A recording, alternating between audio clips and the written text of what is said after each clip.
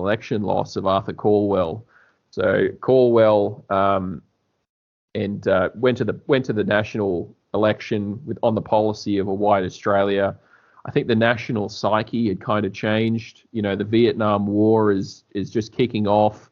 The DLP is saying, we have to fight communism, and to do that, we have to be best friends with everyone in Asia, which means we can't have a racial immigration policy.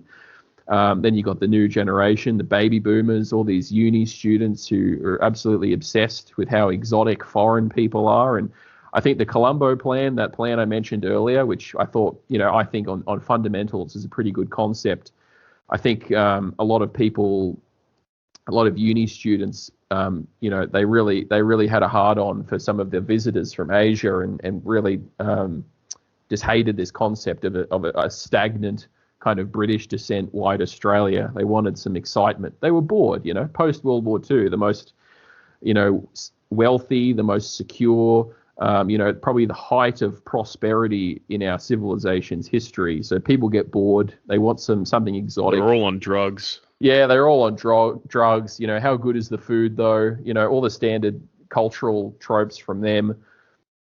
So you have all these different prongs coming out, and the only stalwart defenders of white Australia, the Australian Workers Union and Calwell's leadership of the Labor Party. And Calwell dies in 1973. He'd already handed over the reins to Gough Whitlam. It's interesting, in the parliamentary debates when they're talking about immigration, Gough Whitlam was actually quite staunch on the immigration issue, which you wouldn't think because he's kind of credited with bringing an end to white Australia. I think definitely this is in the late 60s when he's doing this, and he really changed his tone when the 70s rolled around.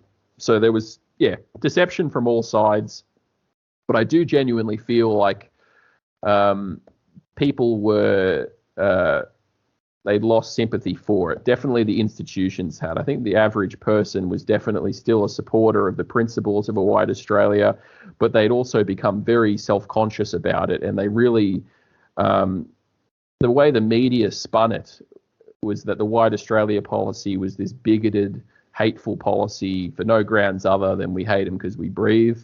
And people sucked that up. They actually thought that white Australia was based on hate and not based on kind of industrial and social, policy considerations. So